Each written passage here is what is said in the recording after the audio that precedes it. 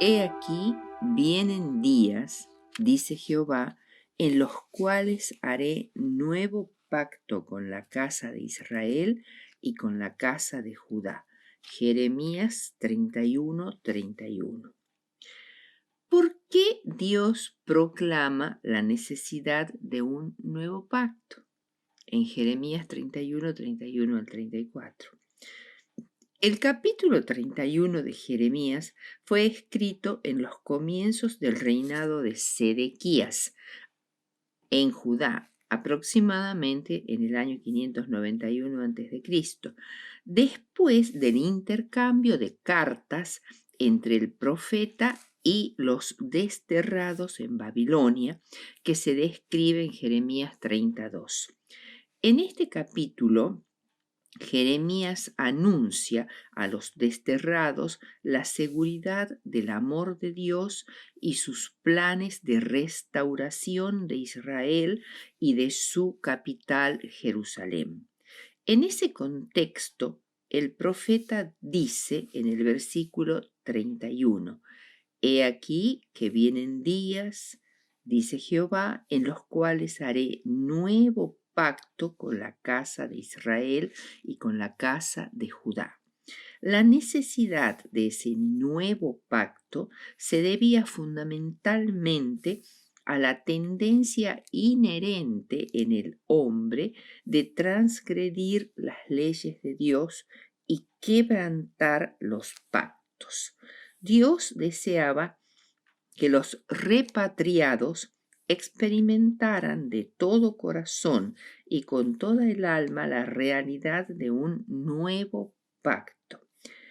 Dios quería que toda la tierra fuese preparada para el primer advenimiento de Cristo cuando los judíos exiliados volvieran de Babilonia. En el nuevo pacto, Dios escribiría los principios de su ley en el corazón de los hombres. Moisés les había entregado a los israelitas la ley escrita en tablas de piedra.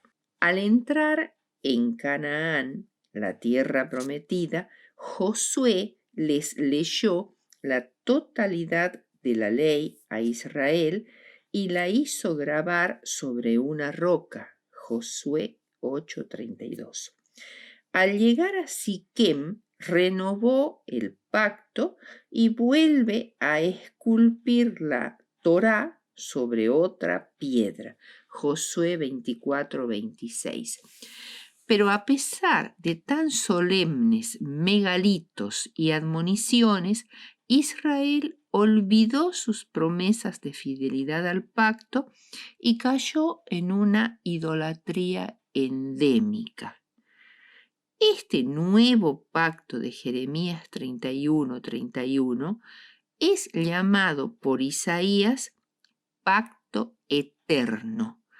Isaías 55:3, refiriéndose a un pacto dirigido tanto a judíos como a gentiles que consistiría en una vivencia real para ellos, un pacto que abarcaba todas las promesas hechas a los padres y las misericordias firmes a David.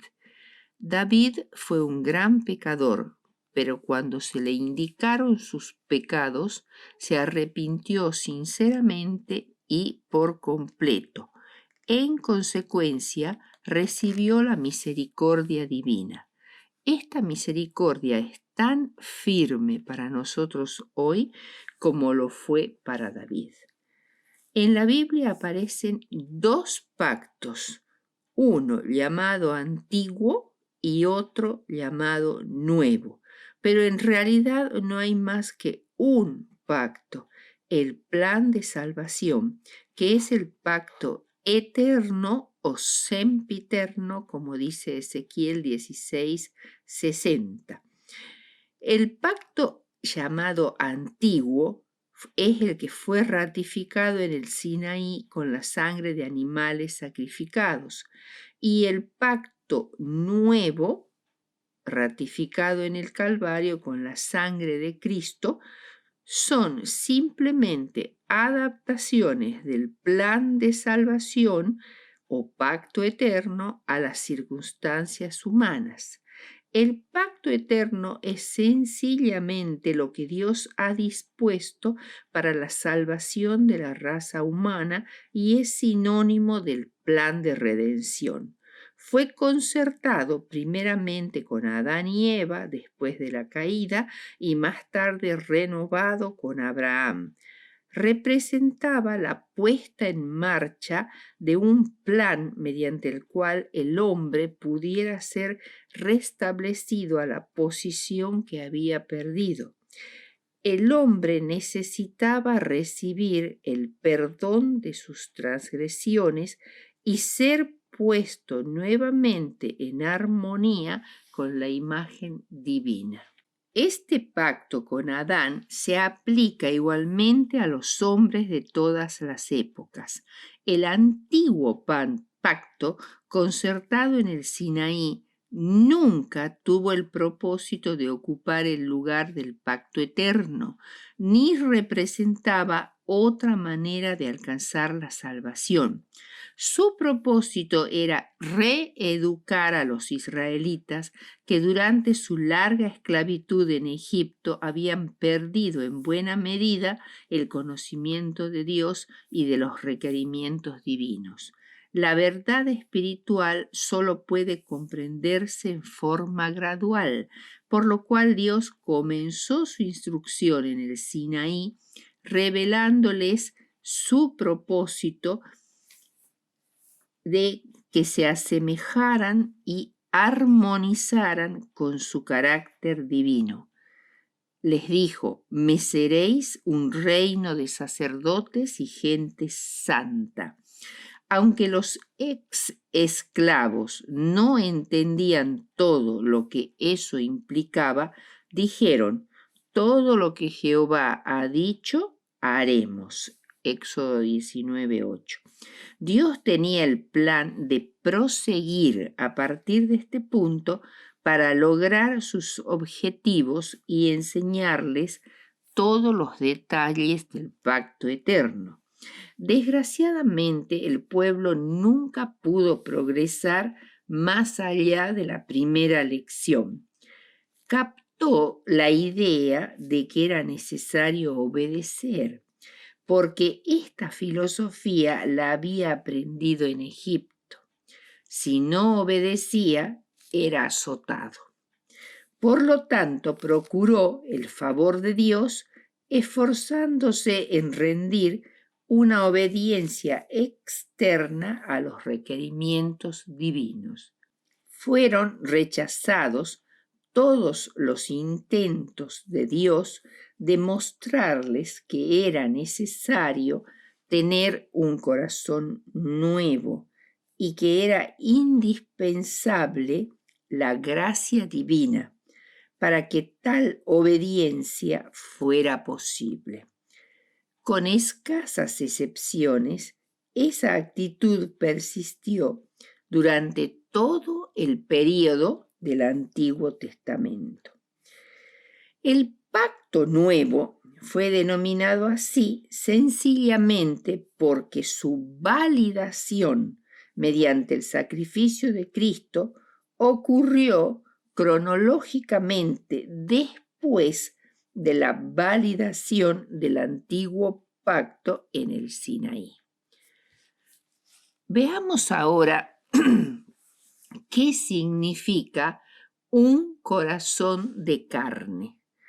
Oseas, el profeta que vivió en el período más tenebroso de la historia del reino de Israel, precisamente antes de que fuera llevado cautivo a Asiria, fue llamado por Dios para que se opusiera a esa inundación de maldad del reino del norte y para que levantara diques de reprensión, condenación y súplica basadas en el eterno amor de Dios por sus hijos descarriados. Él también propone un nuevo pacto a Israel, pero bajo la forma de un pacto matrimonial. A pesar de que Israel se prostituyó con ídolos y Dios la había repudiado, Oseas 2, 19 y 20 dice: y te desposaré conmigo para siempre, te desposaré conmigo en justicia, juicio, benignidad y misericordia, y te desposaré conmigo en fidelidad, y conocerás a Jehová. Dios estaba dispuesto a tomar de nuevo a su esposa infiel y restaurarla a su estado anterior. Los planes que Dios tenía para los repatriados de Babilonia eran maravillosos. Dios bosqueja en Ezequiel 11 sus planes para el futuro estado de Judá, pero para ello debía hacerles previamente un trasplante de corazón, o sea, la vivencia del nuevo nacimiento, cambiar el corazón de piedra por un corazón de carne, además del don del Espíritu Santo, lo cual los capacitaría para obedecer a Dios. Pero la falta de voluntad para aceptar las revelaciones procedentes del cielo muchas veces limita lo que Dios puede revelar. Si los repatriados hubieran experimentado plenamente lo que aquí se describe, Dios habría dado más luz paulatinamente. Por desgracia, se conformaron con las desventajosas limitaciones impuestas por su mala interpretación del antiguo pacto, por lo cual la luz más plena del Evangelio solo pudo venir con el Mesías. Bajo el antiguo pacto se creía que la salvación se basaba en la relación externa con el sistema central de culto. El sacerdote era el intérprete de la ley divina y el individuo, en vez de estudiar las escrituras por sí mismo, dependía de la interpretación de los dirigentes religiosos.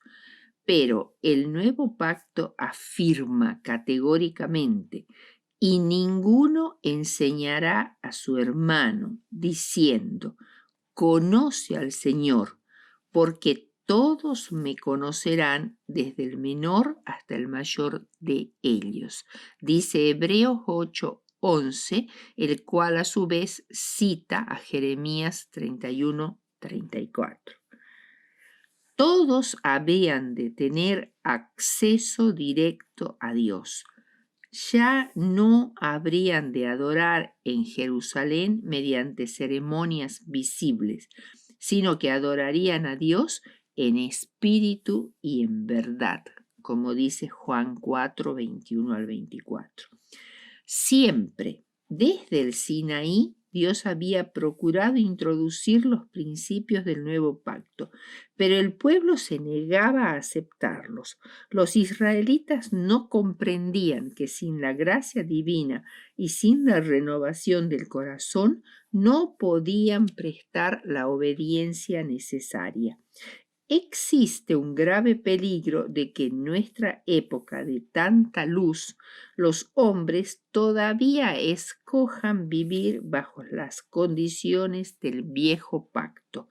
Comprenden que la obediencia es condición necesaria para obtener la salvación, pero sus esfuerzos nacen de corazones no santificados. Intentan hacer lo imposible. Cuando Dios les dijo: me seréis por pueblo, este pacto nuevo significaba más que independencia y prosperidad de la nación. Incluía el plan de convertir a Israel en el núcleo espiritual de un programa misionero mundial. El rechazo del pacto dio por resultado la eliminación de este enorme privilegio. Bajo el antiguo pacto, la reverencia, judía de la letra de la ley prácticamente se convirtió en idolatría.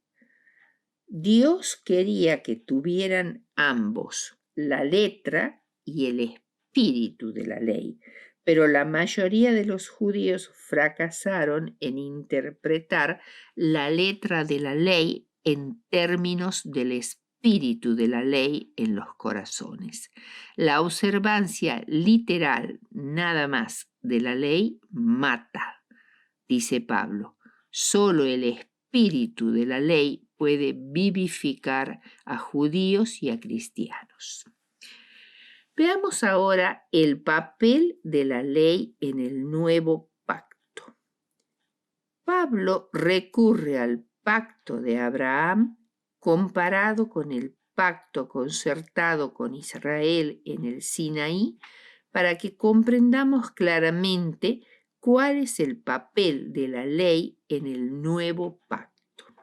Gálatas 3:17 dice así: esto pues digo, el pacto previamente ratificado por Dios para con Cristo, la ley que vino 430 años después, no lo abroga para invalidar la promesa. El apóstol aquí alude a la seguridad que Dios le dio a Abraham del cumplimiento de la promesa del pacto en Génesis 15:13, de darle una simiente. La ley, es decir, todo el sistema legal dentro del cual Israel fue constituido en el Sinaí como una teocracia, incluyendo los 10 mandamientos, las leyes civiles, sanitarias y ceremoniales, 430 años después, esto es, desde Abraham hasta el Éxodo, no abroga o anula o invalida la promesa del futuro Mesías que vendría de la descendencia de Abraham. Por lo tanto, los seres humanos fueron salvados por la fe en el Mesías venidero desde el Sinaí hasta la cruz. Porque la herencia, es decir, la tierra de Canaán en sentido material, Israel como pueblo escogido de Dios en sentido racial y en sentido espiritual, las bendiciones de la salvación por medio del Mesías, las recibieron en virtud de su fe en la promesa divina del pacto abrámico y no por cumplir las condiciones del sistema legal. Gálatas 3:18. Ahora, su idoneidad para retener esa herencia estaría en relación directa con la obediencia de la ley. El versículo 19 es clave. Entonces, ¿para qué sirve la ley?, se pregunta Pablo. Dios ha tenido siempre un solo medio para salvar a los hombres desde los días de Adán, por medio de la fe en el sacrificio de nuestro Señor Jesucristo. Porque si la herencia es por la ley, ya no es por la promesa. Pablo mismo se responde: la ley fue añadida a causa de las transgresiones. En el Sinaí hubo una presentación concreta de la ley moral escrita en 2 tablas de piedra y de otras leyes en el libro de la ley. Pero en los siglos anteriores al Sinaí, los patriarcas de Dios tenían en gran medida la ley moral escrita escrita en sus corazones y eran conscientes de las elevadas normas morales de Dios y también poseían en embrión las leyes de los sacrificios rituales. Durante el largo y oscuro cautiverio de los israelitas en Egipto, donde vivieron en medio del más tenebroso paganismo y de la inmoralidad más depravada, casi perdieron su comprensión y su conocimiento de las normas morales de Dios y aún de las más rudimentarias ideas de los sacrificios. En tal situación, los seres humanos llegan a ser insensibles al pecado.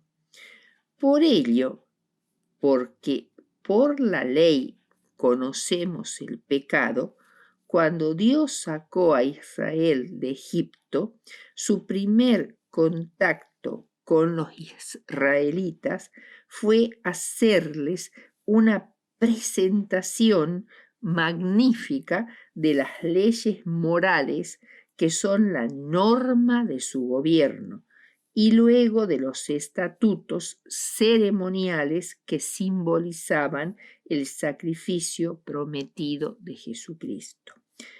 Entonces la ley fue añadida a la promesa, es lo que dice Pablo, a causa de las transgresiones, o sea,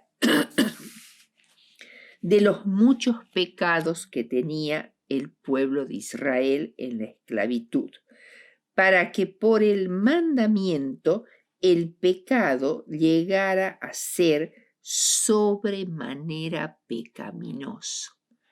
Es decir, la persona que practica el pecado en forma persistente llega a perder la sensibilidad moral y no tiene conciencia de cuán malo es el pecado.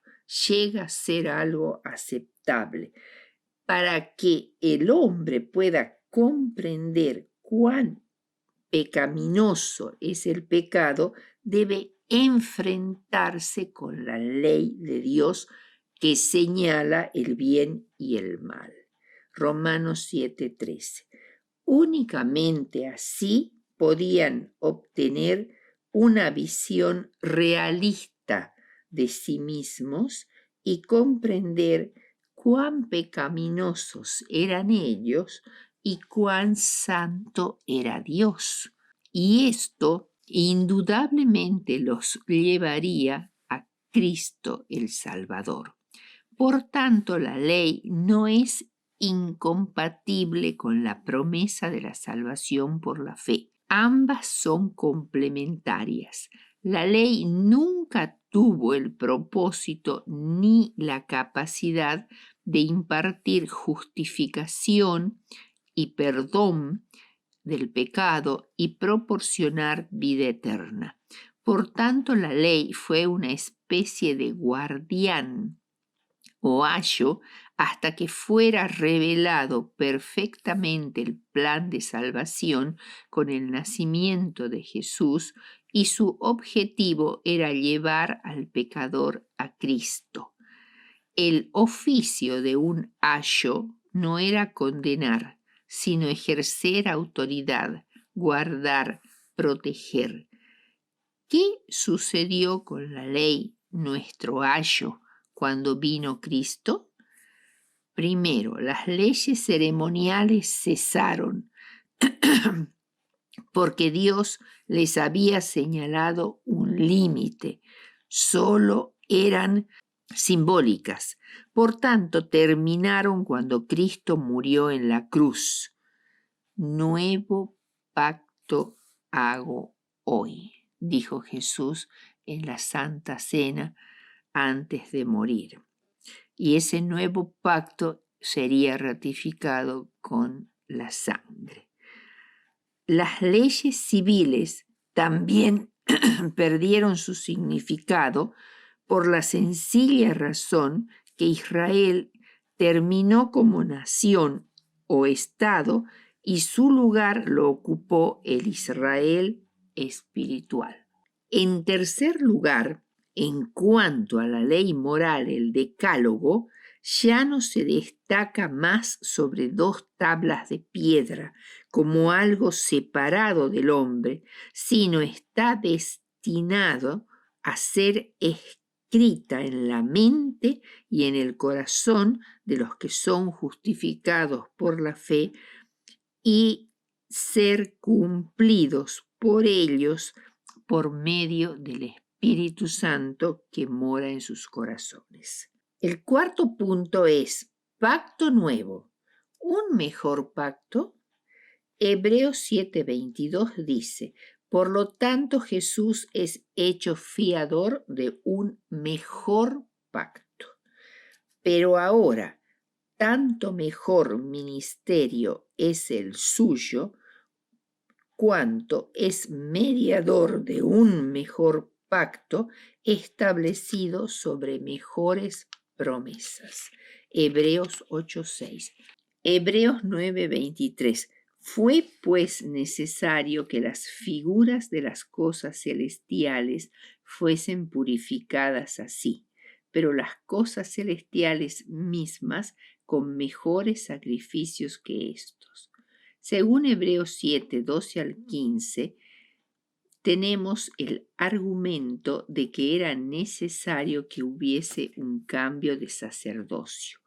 Había un linaje de descendientes de Leví que eran sacerdotes según la carne.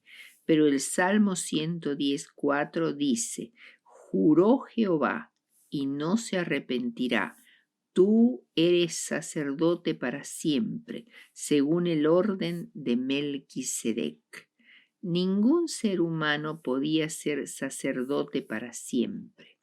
Los sacerdotes levíticos estaban limitados por la vejez y la muerte. Por lo tanto, si venía uno que serviría para siempre, tenía necesariamente que ser más que un simple ser humano, un ser divino. Jesús era descendiente, según la carne, de la tribu de Judá, por lo cual ni siquiera podría ser sacerdote del templo terrenal. Su sacerdocio provenía de un orden superior, el orden de Melquisedec, que no estaba precedido por una genealogía sacerdotal conocida, porque oficia no por una ley humana, según el poder de una vida indestructible. El sacerdocio de Aarón no era perfecto por su ineficacia y debilidad. Jesús era superior a Aarón y además fue constituido sacerdote por un juramento del Padre. Juró Jehová y no se arrepentirá. Es superior también a Melquisedec, porque tiene un sacerdocio inmutable, es santo, inocente, limpio, apartado de los pecadores y exaltado por encima de los cielos, hecho perfecto por su victoria y sufrimiento para siempre. Otra ventaja del nuevo pacto es que Jesús no tiene necesidad de ofrecer muchos sacrificios en favor de los pecadores cada día, porque dado que su sacrificio por ellos fue perfecto, con un único sacrificio consiguió eterna redención. Además, Él es capaz de simpatizar con nuestras debilidades porque fue tentado en todo según nuestra semejanza, pero sin pecado. Dios no se complace en los sacrificios de animales y en el derramamiento de sangre. El objetivo del sacrificio era conducir al pueblo a un genuino aborrecimiento del pecado, por lo que la única complacencia que Dios podía obtener de ese ritual era la conversión de su pueblo. Jesús terminó con el sistema de sacrificios de animales, ofreciendo su propia vida perfecta por nuestros pecados, el único sacrificio perfecto que puede resolver para siempre el problema del mal. El santuario en el cual Cristo ministra es obviamente infinitamente superior al santuario terrenal, que era solo un símbolo del verdadero. Hebreos 8:6 dice: pero ahora tanto mejor ministerio es el suyo, cuanto es mediador de un mejor pacto establecido sobre mejores promesas. La base de este más excelente ministerio de Cristo se demuestra por el hecho de que el mediador es Cristo entre Dios y el hombre, porque Él tiene doble naturaleza, divina y humana, por lo cual puede alcanzar a Dios y también alcanzar al hombre. Además, está establecido sobre mejores promesas. Se ofrece al pueblo del nuevo pacto un corazón nuevo, con la ley escrita o internalizada en él. Somos nacidos del Espíritu y de esa manera producimos los frutos del Espíritu. La otra promesa es la posibilidad de que cada cristiano pueda ahora allegarse directamente a Dios. Todos me conocerán con un conocimiento personal de Dios. Dios perdonará los pecados de los arrepentidos y nunca más se acordará de ellos. Los arrojará en lo profundo del mar. Finalmente, Hebreos 8:13 dice: al decir nuevo pacto, he dado por viejo al primero, y lo que se da por viejo y se envejece está próximo a desaparecer. Este texto claramente muestra que el nuevo pacto debía reemplazar al antiguo pacto y no serle simplemente una añadidura. Este era un asunto difícil de comprender para los cristianos de origen hebreo. Aunque el sistema ceremonial caducó cuando Cristo murió en la cruz, sin embargo, para los cristianos de origen hebreo, fue gradual la transición del sistema antiguo al nuevo. Todavía se celebraban servicios en el templo en los primeros tiempos del cristianismo, en los cuales evidentemente participaban muchos cristianos de origen judío. Estos conversos judíos poco a poco llegaron a comprender que los símbolos del sistema ceremonial se habían cumplido en Cristo y que por lo tanto había terminado ese sistema. Los lectores de la epístola a los hebreos estaban siendo preparados para el tiempo cuando desaparecería por completo el sistema antiguo.